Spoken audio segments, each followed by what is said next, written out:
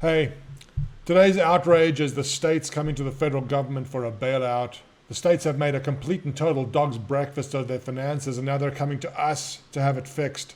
For many years, public salaries and pensions have risen almost unnoticed by the rest of us until the results are truly horrific. And for example, I'm going to point to the state that is the worst off of all, which is Illinois.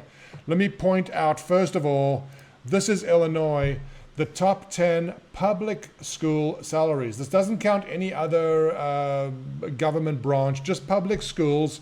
And these are the top 10 recipients of money from the Illinois public school system, and this is 2019.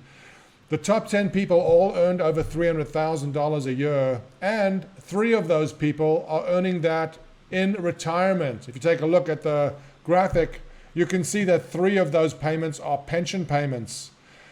Well, you say that's maybe a problem for a small group. Not so. Here is the list of, or the sum of all Illinois employees. I'm talking about the state, city, public employees of one type or another. This is just those who are making more than $100,000 a year. More than $100,000 a year. There's 110,000 of them, and they're making $14 billion combined. Now, the problem arises because you have a city councilman running for office, and in exchange for getting the vote from the teachers or the police or some other group, he offers an incentive to them or an inducement to them or a bribe, one more cynical than I might say. And the bribe would go something like this.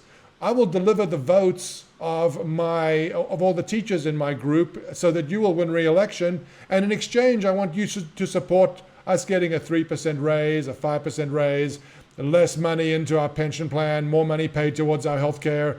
And because the city council is not paying for these costs directly, it's all being charged to us, the taxpayer, the agreements are made. And as a result, you have these ridiculous gargantuan salaries and pension payments being paid to public employees. And Illinois is just the tip of the iceberg. It just happens to be the worst off.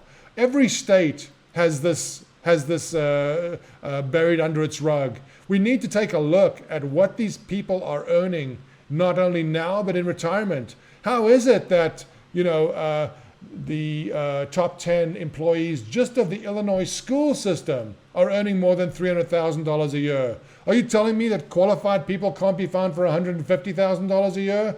Are you telling me that the school system in Illinois is so great, has achieved such great results that these people deserve these oversized payments?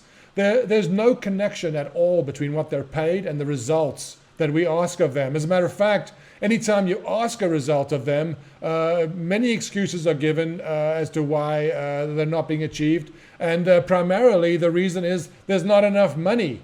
We have to choke this off at some point. Public sector employees are earning more than private sector employees now, with job security, with retirement after 20 years. No one seems to notice.